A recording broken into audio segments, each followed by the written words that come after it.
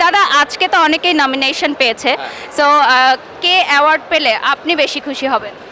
যারাই অ্যাওয়ার্ড পাবে আমি খুশি হবো, কারণ অ্যাওয়ার্ড জিনিসটাই খুব আনন্দের, খুব খুশির একটা জিনিস, খুব অনুপ্রেরণার একটা জিনিস। তো নমিনেশনও যারা পেয়েছেন তারা তাদের যোগ্যতা বলেই নমিনেশনটা পেয়েছেন। তো সুতরাং যেই চারজন বা যেই পাঁচজনই নমিনেটেড তারা সবাই যোগ্য, তো যেই পাবে সেও যোগ্য হিসেবেই পাবে।